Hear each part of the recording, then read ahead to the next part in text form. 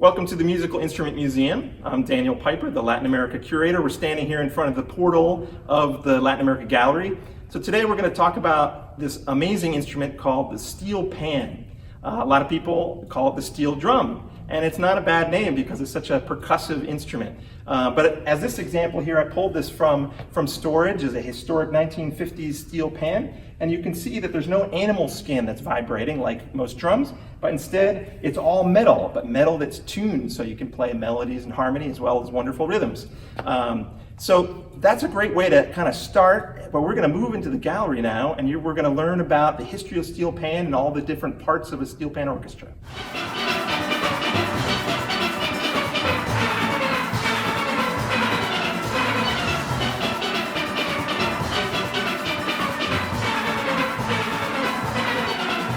So we're here inside the Lesser Antilles section of the Latin America Gallery. Lesser Antilles is part of the Caribbean. You can see Trinidad and Tobago in the back, and those are sort of our hero country today because they invented the steel pan. But as you know, it is spread over much of the Caribbean and associated with some other countries and islands. So I wanted to give you a little bit of context. We're going to see where Trinidad is, where some of these other islands are. Also in this region, it's important that, what is the music that steel pan plays? They play really a variety of different kinds of music, calypso being one of the most popular, but this area shared a lot of different traditions, right? They had masquerades with fife and drum. There were also, popular music like reggae and dancehall, calypso, soca, zouk. You have this amazing interaction between the French and the English-speaking islands, right? So you have large French-speaking islands or French Creole-speaking islands like Haiti, and then smaller islands like Martinique and St. Lucia and Guadeloupe. And then you have the English-speaking islands, which Trinidad, who invented the steel pan, and you have Jamaica, and a lot of smaller islands. So you can get an idea of where the steel pan really started from this map here. It's a map of the Caribbean. And you can see the larger Spanish-speaking islands like Cuba and the Dominican Republic over here. You see Jamaica here in red, and you have the blue here, that's Haiti. But as we move into these smaller islands, these are called the Lesser Antilles, they say. And at the very southern end of that, you have Trinidad and Tobago, which is right next to Venezuela. So this is really important, actually, the location, because of the oil trade, okay? So you have, all these oil barrels in the sort of early to mid 20th century traveling in this region, okay? Certainly in Venezuela, but some of these oil barrels were discarded, the empty ones, on the island of Trinidad and Tobago. We're gonna talk a little bit, what that means later, but obviously oil barrels is one of the primary materials of steel pans. So with this map, you can see, though the instrument started here, very quickly it spread and popularized to the other English-speaking islands, all these ones in red here, like St. Vincent the Grenadines, the Virgin Islands, and even way over here in the Bahamas, there you hear a lot of steel pan there. And you even hear them also in these blue islands, which are primarily French and French Creole speaking. So again, started there in Trinidad, but has become a kind of a pan-Caribbean instrument in many ways. So with a little bit of that cultural background, geography, now we can go and see all the varieties of pans and learn a little bit about its history. So MIM has an entire display dedicated to steel pans. I'm going to start over on this end of it so that you guys can get an idea of the incredible history and the sense of kind of cultural resistance of where this instrument began. So check out these interesting instruments made from bamboo. They call them the tambu bamboo. What does this have to do with steel pan? Well, at the end of the 19th century, the authorities in Trinidad were worried about sort of uprisings and riots during Carnival, and so they prohibited the primarily Afro-descendant Trinidadians from playing their skin drums, their animal skin drums. So the people said, well, you can't stop us from making our music. You can't stop us from playing our rhythms and singing our songs. And so we'll cut from bamboo, bamboo of different sizes, shorter and longer, and each one is both percussive by when they're hitting it on the ground as they're doing, parading along, then each one has a different note to it, right? But it's also between them creating this really interesting kind of rhythms similar to what they might have done in the animal skin drums.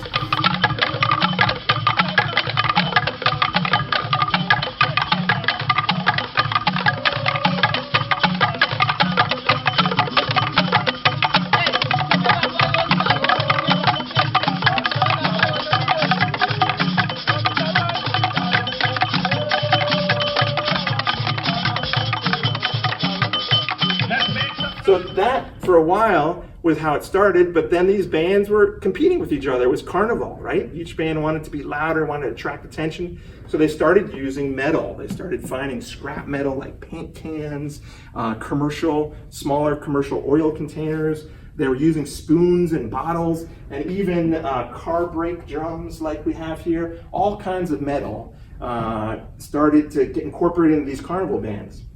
So what happened next? We can illustrate this somewhere around the early 1940s. A transformation, a really unique invention started to happen, which led to the steel pan orchestra today.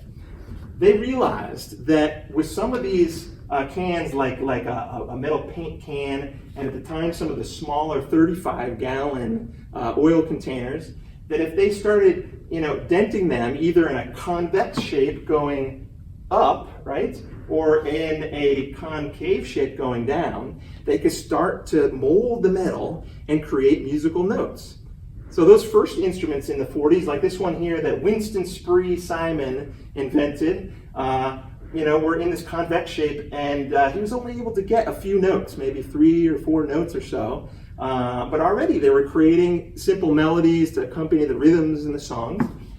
Then a little bit later, the landmark here, this 35-gallon called the Barracuda Pan. This was invented by Elie Manet, who's, along with Winston Spree, was one of the recognized inventors of steel pan.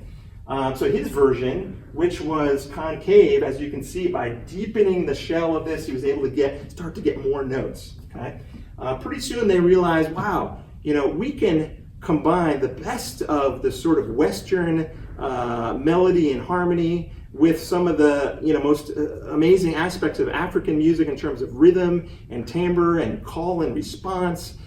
We can synthesize all of that in one instrument. So they kept working on this, and they found these larger 55-gallon oil barrels. So this is a 55-gallon oil barrel. Still today, the steel pans retain the full shape without cutting it for the bass drums. Okay, so this is an example of a contemporary bass steel pan. Has a real kind of low sound to it, and this one has just 3 notes on it. Okay, now a typical bass player today may have 4 to 6 or even 12 basses all around on these huge 55-gallon steel pans, and that's going to cover all the notes of the scale, and you have all the kind of musical vocabulary that they need as a bass player. Okay, but the main higher instruments, right, in the mid and the higher range, what they started to do is take the 55-gallon container and cut the bottoms and make them not as deep, right? So some of the real high instruments were more shallow, like we have here, and then some of the mid-range ones were a little bit deeper. But the idea is that you have a whole orchestra, right? And you have the high registers, you have the sort of mid-highs, you have mid-lows, you have the low register, and you're able to, with a variety of instruments of different sizes, you're able to cover both melody, counter melodies, harmonies, rhythms, really a whole orchestra sound. So this was a major invention. I want to get into a little bit of detail here, because you saw an instrument similar to this when we started, okay? So this is kind of the sister instrument. We acquired this from a very important collector, and they're from between 1951 and 1955. So this sister of the one you saw earlier, this is called a second pan. The other one's called a guitar pan. So some really creative names, but it gives you kind of ideas of registers and musical function of the steel pans. So one of the things that we can talk about is how are steel pans tuned and they're tuned in different ways. A little bit later I'm going to talk more technically and show you some photos, but right now I want to talk about the arrangement of the notes around the steel pan, okay? So this second pan here, if you look closely, you see that they left the letter names on there, okay? For those of you who really love music theory and harmony, these kind of things, and thinking about the intervals, you'll see, for example, if you go from this, D to this F, it's what they call a third, right? So it's like D, E, F. And then the F, goes right up to this G sharp, which is basically, just a minor third, basically, right? So these are intervals. They're kind of small intervals. Anyway, you're going to see different arrangements of notes here. That, at the time, in the late 40s and the 50s, it was a time of a lot of experimentation. There were all kinds of different ways of tuning the pans and different ways of arranging the notes.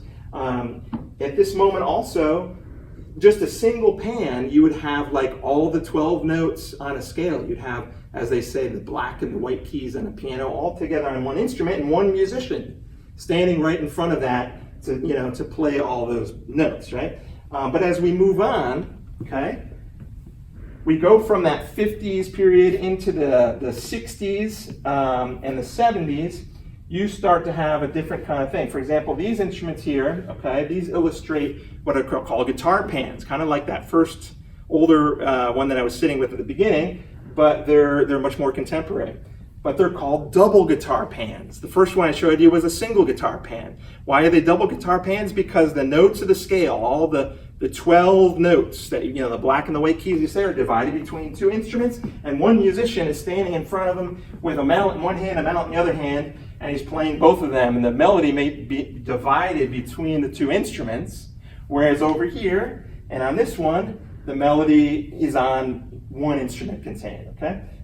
So those are some of the differences. Some of the other differences, just to kind of sum up here, is that as we move more towards the modern time, you have these chromed instruments, right? So they're not going to rust as much over time. They have kind of a pristine look to them, and they refined the sound of the instruments. At the beginning, in the 40s and 50s, it had this kind of ping-pongy sort of percussive sound, and now the tone is more sort of bell-like. It's a different, really beautiful sound. It really has a lot of flexibility. Depending on how you hit it, you can have it make it sound very sort of smooth, and or you can make it much more kind of percussive and aggressive. So with that in mind, I have one more thing before we kind of wrap up. I want to show you, because it's such a fascinating instrument, like how they actually tune them, because we're starting with these 55-gallon oil containers, and then through this process we've arrived at this very sophisticated instrument that really can compete with just about any other major instrument in the world. So what is the technical process of that? Okay.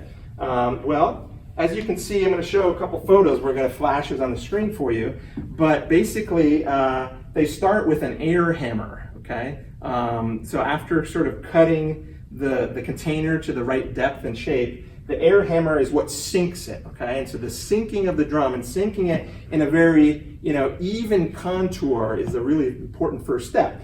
Once you've sunk it, right, the whole shell, you need to start to then hammer the individual notes in the areas in an upward direction, opposite, and sort of define the shape. So as you can see here, they'll take here defining each note, which is called grooving. So they create these circles and they define the regions for each note and groove those in there, and then hammer it in the other direction, and then finally, before fine-tuning each note, then the pan shape is checked for its uniform curvature, as I was saying.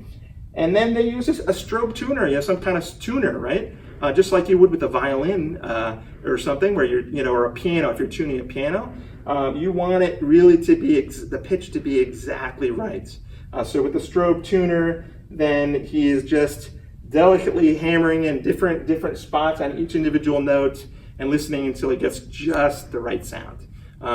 So it's an involved process. It's after all an instrument that is quite complex and has evolved over the 20th century. So I should say something about the elephant in the room. We've passed by this beautiful costume. If it wasn't obvious already, you know, steel pan, although it's played, you know, there's many recordings of calypsos and steel pan. There's steel pan orchestras and student bands in the United States, in the UK, all over the Caribbean.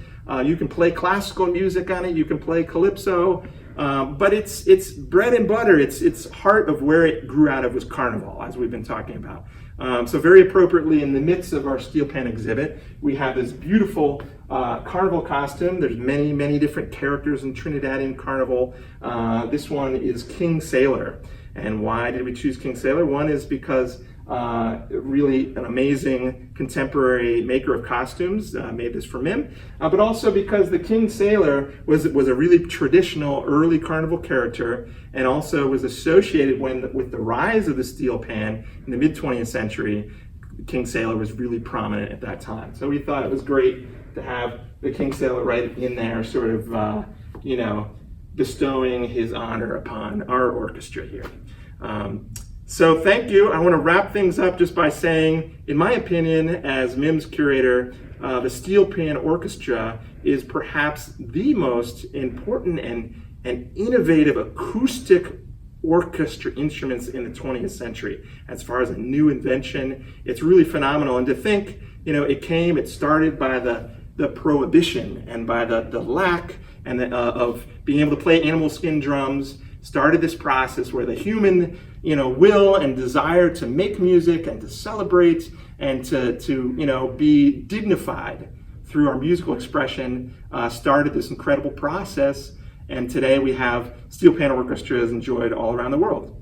Thanks again for coming and joining us at MIM.